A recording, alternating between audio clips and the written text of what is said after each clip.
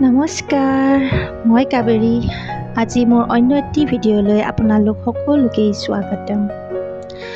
আজি মই আপোনালোকলৈ লৈ আনিছোঁ বাঁহৰ গাজ কেনেদৰে ফাৰ্মেণ্টেশ্যন কৰি ৰখা হয় খুব ভালদৰে, বা টেমা বা চুঙাত কেনেদৰে ভৰাই ৰাখিলে বহু দিনলৈ বাঁহৰ গাজখিনি একেবাৰে বেয়া নোহোৱাকৈ থাকে বা ক'লা দাগ পৰি নাযায়।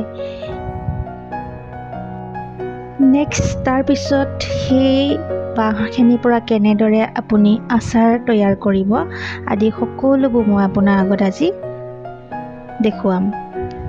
প্ৰথমে আপুনি বাঁহৰ গাজখিনি খুব সুন্দৰকৈ বাকলিটো এৰাই ল'ব আৰু পানীত 2-3 বাৰকৈ ধুব। তাৰপিছত আপুনি পানীটো নিগৰি যোৱাৰ পিছত এনেদৰে টিহনাত খুব সুন্দৰকৈ মিহি মিহিকৈ কুটি ল'ব। এয়া দেখিছেনে, দেখাত খুবেই সুন্দৰ হৈছে। তো মই গোটেইখিনি নহয়, তাৰে আধা মই এনেকুৱা খিচখিচিয়াকৈ কাটি ল'ম আৰু অন্যখিনি মই অলপ গোটা গোটাকৈ ৰাখিম। মই মানে দুটা পদ্ধতিত কাটি লৈছোঁ আৰু আচলতে মই এয়া আচাৰ বনাবৰ কাৰণেও ব্যৱহাৰ কৰিম আৰু এটা হৈছে আঞ্জা খাবৰ কাৰণেও ব্যৱহাৰ কৰিম। তো ব'লকচোন চাই যাওক মই কেনেদৰে কৰি যাওঁ। এয়া দেখিছেনে, ওপৰৰ যিটো কোমলীয়া অংশ, এই অংশটো হেনো পেলনি নাযায়। তো এই অংশখিনি মই সাঁচি ৰাখিছোঁ।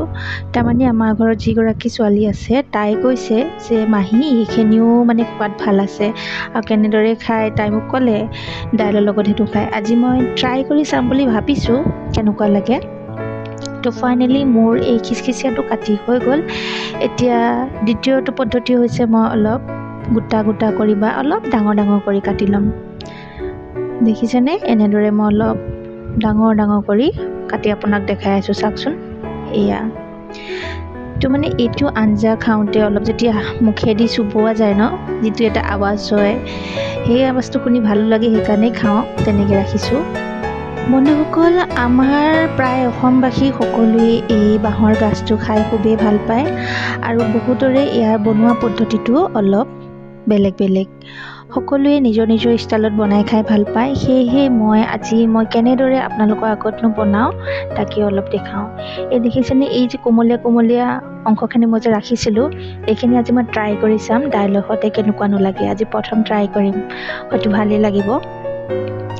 তো এয়া ফাইনেলি মোৰ গোটা গোটা কৰি কাটাখিনিও হৈ গ'ল। তো এতিয়া ফাৰ্মেণ্টেশ্যন কেনেকৈ কৰোঁ আপোনালোকক তাকে অলপ দেখাই দিওঁ।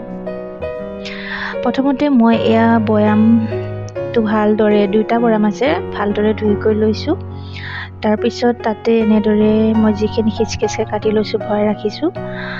আৰু বন্ধুসকল, এয়া যে মই ভৰাই ৰাখিছোঁ, এই ভিডিঅ'টো মই আজি 2 মাহমানৰ আগতে বনাই ৰাখিছিলোঁ। সেই গতিকে মোৰ অভিজ্ঞতাৰ পৰা আপোনাক এষাৰ কথা কওঁ, যেতিয়া আপুনি ফাৰ্মেণ্টেশ্যন কৰিবৰ বাবে ৰাখিব ন, তেতিয়া আপুনি পানী গোটেইখিনি গাজ ঢাক যোৱাকৈ দিব। কাৰণ যদি ওপৰত পানী নাথাকে নহয়, তেতিয়া ওপৰৰ অংশ ক'লা ক'লা হৈ যায়। সেই গতিকে আপুনি পানী পূৰা বৈয়ামটো মানে যিমানখিনিলৈকে বাঁহৰ গাজটো থাকে সিমানখিনি ওপৰলৈকে আপুনি পানীটো দিলে বাঁহৰ গাজটো আপুনি 2 মাহ ৰাখে, 3 মাহ ৰাখে, 4 মাহ ৰাখে, আপোনাৰ কেতিয়াও ক'লা নপৰে। এনে পদ্ধতিত বনালে আপোনাৰ আচাৰখিনিও দেখাত খুবেই ধুনীয়া হ'ব। এয়া দেখিছেনে, মোৰ ইমান এটা ক'লা পৰা নাই, তথাপিও মানে পানী মই ওপৰলৈ নিদিয়াৰ কাৰণে অলপ ক'লা ক'লা পৰিছে, সেইখিনি মই আঁতৰাই দিছোঁ। এয়া দেখিছে তলৰখিনি কি ধুনীয়া ধকধকীয়া বগা হৈছে, হয়নে? তো আজি মই আচাৰ বনাবৰ বাবে যিটো ডাঙৰ ডাঙৰকৈ কাটিছিলোঁ ন, সেইটো মই আঞ্জা খাবৰ কাৰণেও ৰাখিছোঁ, কিন্তু মানে আজি আচাৰো বনাওঁ বুলি ভাবিলোঁ, তাৰেদি বেয়া হয়তো নালাগিব। সেয়েহে মই তাক উলিয়াই ল'লোঁ। এনেদৰে উলিয়াই মই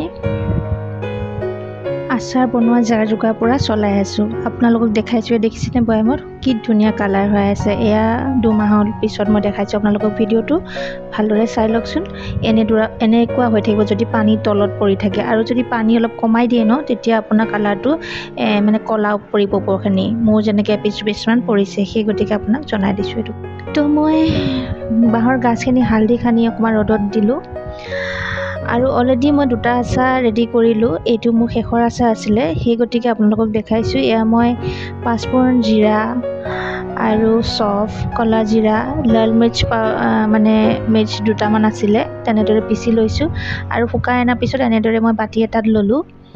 আৰু সকলোবোৰ মিক্স মছলা মই এতিয়া 2 চামুচমান ঢালি দিম তাতে 2 চামুচ মানেই আছে বেছি নাই কাৰণ মই দুটা আচাৰ অলৰেডি বনাই আপুনি দেখিছে ফটোত হয়তো হৈ গ'ল সেই দুটা ভিডিঅ' মই আপোনাক দি আছোঁ এটা ভোট জলকীয়া আচাৰ আৰু এটা বাঁহৰ গাছৰে আচাৰ হয় তো এয়া হৈছে আজৱাইন দিছোঁ এইটো হৈছে কালা জিৰা তো এনেদৰে চিম্পুলকৈ মই বৰ বিশেষ মছলা দিয়া নাই যদিও প্ৰায়বোৰ মছলা ইয়াত দি দিছোঁ অকণ কৰি আৰু মছলাবোৰ অকণমান আপুনি শলাত অলপ গৰম কৰি ল'ব তাৰপিছতহে আপুনি পিচি পেলাই দিব একদম সেমেকা মছলা কেতিয়াও নিদিব আচাৰ ভেঁকুৰা চান্স থাকে আৰু এই দেখিছেনে মই যিটো সৰিয়হ পেষ্ট কৰি ৰাখিছিলোঁ এই সৰিয়হটো মই ইয়াত দি দিছোঁ ইয়াতে মই অলপ নেমু ৰস দিছিলোঁ সৰিয়হ পেষ্ট কৰোঁতে আৰু নিমখো মিলাই দিছোঁ নিয়ম মানে সোৱাদ অনুসাৰে নিমখো দি দিছোঁ তো এনেদৰে ভালদৰে মিলাব আৰু লওঁতে সদায় যিটো পাত্ৰ লয় সেইটো অলপ ডাঙৰ ল'ব লাগে মোৰ যিহেতু সৰু হ'লে পাত্ৰটো সেইবাবে মই এতিয়া অন্য এটা পাত্ৰত মই চেঞ্জ কৰি ল'ব লাগিব ইয়াত দেখিছেনে যিটোত মই সৰিয়হ পেষ্ট কৰি ৰাখিছিলোঁ সেইটোৱে অলপ ডাঙৰ আছে তো সেই গতিকে মই তাতে গোটেইখিনি ঢালি ল'ম যেন পাইছোঁ আৰু ঢালি লৈ গোটেইখিনি লাহেকৈ মিক্স কৰি চাওঁ খুব ভালদৰে মিক্স কৰিব সকলোবোৰ বাঁহৰ গাছতে যাতে সৰিয়হ আৰু মছলা তেল সকলোবোৰ খুব সুন্দৰকৈ লাগি যায় আৰু মই ইয়াত দিবৰ বাবে তেলটো মই গৰম কৰি ৰাখিছিলোঁ আৰু আপুনি কেঁচা তেল দিলেও একো নহয় মই প্ৰায় কেঁচা তেলেই দি দিওঁ কাৰণ ৰ'দত যেতিয়া ৰ'দাই দিওঁ ন মই যিহেতু খাটিক মিঠাতেলেই দিওঁ সেই গতিকে মই ইমান টেনশ্যন নলওঁ কেতিয়াবা কিছুমান মিঠাতেলতো স্মেল আহে এইটো মই যিহেতু খাটিক মিঠাতেলেই দিওঁ ঘৰত পেৰা সেই গতিকে ইয়াত স্মেল বুলিবলৈ নাই আৰু আচাৰটো সঁচাই সোৱাদহে হয়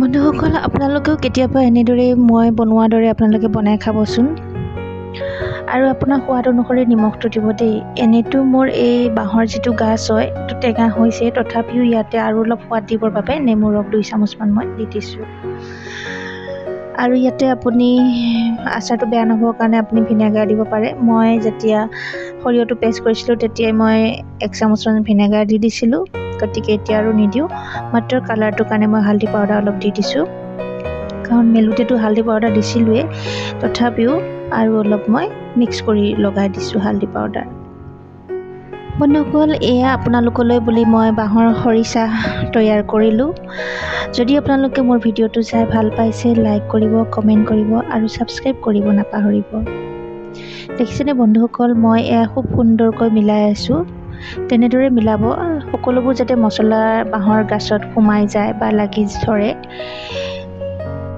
আৰু বাঁহৰ গাজ বা খৰিচা বনাই ৰখা সময় হৈছে আপোনাৰ জুলাই আগষ্ট এনেকুৱা সময়তে বনাব লাগে তেনে সময়ত বনালে খৰিচাবোৰ খুবেই সোৱাদিষ্ট হয় মানে সোৱাদ হয় আৰু দেখিছেনে অলপ তেল কমি যোৱাৰ ফলত মই আৰু অলপ তেল ঢালি দিছোঁ তেলটো অলপ দিব লাগিব কাৰণ তেলত বস্তুটো ডুবি থাকিলেহে আপোনাৰ আচাৰটো ভাল হৈ থাকিব একেবাৰে তেল কমকৈ দিলে বস্তুটো মানে শুকান দৰেও হৈ যায় আৰু প্লাছ বস্তুটো খুব সোনকালে বেয়া হোৱা চান্স এটা থাকে সেই গতিকে তেলটো ক্ৰমান্বয়ে ভিগি থকাকৈ দিব লাগে আচাৰখিনি বন্ধুসকল এয়া মই এটা প্লাষ্টিকৰে বৈয়াম ল'লোঁ কাৰণ চিচাৰ বৈয়াম নাইকিয়া হৈ গ'ল আৰু আচাৰ বনাই থাকোঁ যিহেতু ক'ৰ পৰা ওলাই থাকিব নহয় জানো ইমান বৈয়াম তো মই এইটো খুব সুন্দৰকৈ থৈছোঁ প্লাষ্টিক মানে ভাল ফাইবাৰ হয় ইয়াত তো খুব সুন্দৰকৈ ধুইকৈ ৰ'দত দি লৈছোঁ তাৰপিছত দেখিছে এই আচাৰৰ কালাৰ দেখিছে কি ধুনীয়া হৈছে মই ইয়াত ৰেড চিলিটো দিয়াই নাই আপুনি দেখিছে